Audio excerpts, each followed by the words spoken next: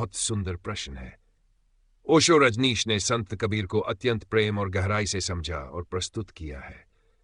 वे कबीर को न तो केवल एक कवि मानते हैं, न ही केवल एक भक्त, बल्कि एक जागृत बोधिसत्व पुरुष के रूप में देखते हैं जिसने जीवन के रहस्यों को प्रत्यक्ष अनुभव से जाना था। ओशो की दृष्टि में कबीर निर्भीकता का प्रतीक। ओशो कहें कि कबीर उन विरलों में हैं जो बिना किसी डर के सत्य कहने का साहस रखते थे।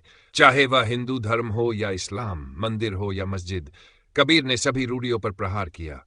ओशो इसे असली विद्रोह मानते हैं, भीतर से उपजा हुआ, न कि बाहर से थोपा गया। साक्षी भाव के आदर्श उदाहरण। ओशो के अनुसार कबीर का संपूर्ण संदेश साक्षी पर आधारित है। जो भी घटित हो रहा है उसे देखो, मगर उसमें उलझो मत।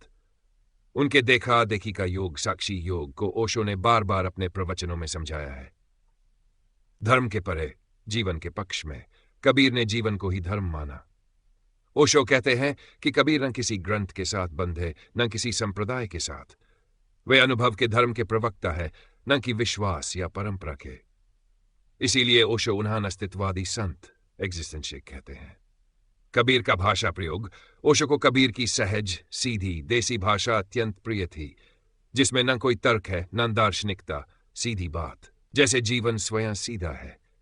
ओशो ने कहा कि कबीर की भाषा में जीवन की गंध है, विचारों की नहीं। संभव संबोधि मन का प्रतीक। ओशो ने बताया कि कबीर धीरे धीरे आत्म साक्षात्कार की ओर बढ़े। वे ध्यान, भजन, सुमिरन, साक्षी और अंततः परम सत्य तक पहुंचे। उनका जीवन चलता फिरता साधना पथ था।